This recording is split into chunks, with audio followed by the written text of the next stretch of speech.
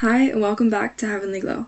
On today's episode, I want to ask a question that might challenge you a little, and that's, why are you a Christian? Most of the time, when you ask someone this question, you'll hear responses like, I want to get to heaven, or I grew up in a Christian home. And while those answers might seem correct, they actually miss the heart of the gospel. You see, if you're only a Christian because you're trying to avoid hell, or because that's how you were raised, you might be following Jesus for the wrong reasons. Heaven is not the reason why we follow Christ. It's a beautiful destination, yes, but it's not the purpose, it's a bonus. The real reason is much deeper than that. So let's get into it.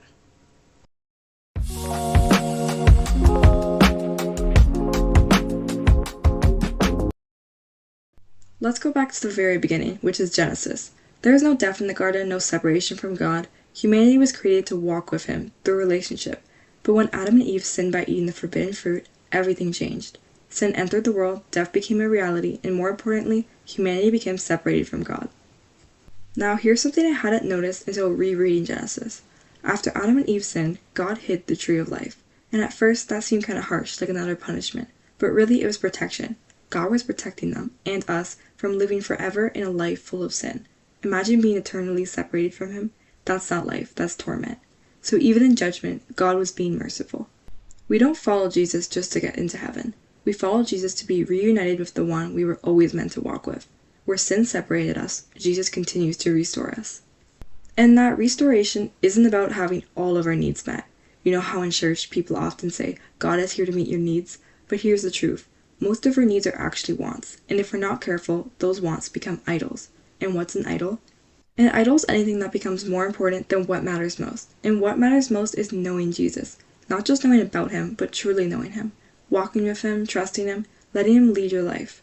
And Christianity, it isn't about religion, it's about relationships. You can follow the rules, go to church, wear a cross, and still not know Jesus. Being a Christian isn't about outward appearance, it's actually about your inward transformation. And here's something that might hit home. We don't obey Jesus because we have to. We obey Him because we love Him. Because something inside of us has changed. There should be a clear before and after when you meet Jesus. A transformation that others can see. Not because you're preaching all the time, but because your life reflects something different, something real, a heavenly glow. Here's a truth that not enough people talk about. Believing in God is not the same as obeying Him. Anyone can believe in God, even the devil believes in God. But obeying God, surrendering your will, your comfort, your desires, that's where real faith lives. And unfortunately, a lot of us only turn to God when our lives are falling apart. We run to Him when we're hurting, when we're desperate, but ignore Him when things are fine. Then we get frustrated when He doesn't come through for us. But we haven't really been walking with Him in the first place. It's not about dipping into your Bible when times get tough. It's about living daily in communion with God, letting Him lead even when everything is going well. There's a powerful story in Matthew chapter 25, verses 31 to 46, where Jesus separates the sheep from the goats. So the sheep, they feed the hungry, they welcome strangers, they cared for the sick. They weren't looking for a reward or really to be recognized. They were just living out compassion, naturally. And Jesus said, Truly I tell you, whatever you did for one of the least of these brothers and sisters of mine, you did for me.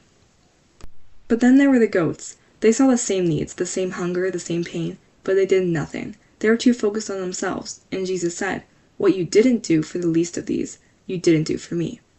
So what was the difference? The sheep saw beyond themselves, where the goats were consumed with their own needs. The story of the sheep and the goats taught me that as Christians, we shouldn't just focus on ourselves, but look for ways to help and care for others. It's not about doing good things for attention, but about showing God's love through our actions. And here's the other thing. Your life should preach louder than your words ever could. Too many people try to share the gospel by talking about their personal relationship with Jesus. But that relationship, it should be seen more than spoken. People should be able to look at your life and see the fruit. They should see peace, kindness, joy, integrity. That's what draws people in, not the Bible verses you quote, but the love you live out. So let your life speak. Let people see the transformation in you, so they start to ask questions.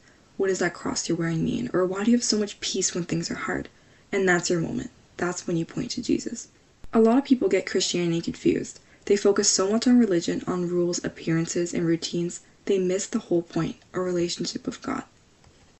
And so right now, really ask yourself, why are you a Christian? Is it just because you're religious or go to church, or because you wear a cross? Being a Christian is not just to be able to check off a box, but because you want to be reunited with God, and you want to build a relationship with Him. Because where sin once separated us, you now want to know his heart, understand his word, and live it out, not just with your lips, but with your life. And more than that, try to help others get closer to him too. Think about it, you might be the only Bible someone ever reads, so live in a way that shows them who Jesus really is. Thank you so much for tuning into Heavenly Glow. If you haven't already, be sure to follow me on Spotify, YouTube, Instagram, and TikTok. I hope today's episode gave you a clear picture of what it truly means to be a Christian. Not just in name, but in relationship, in obedience, and in love.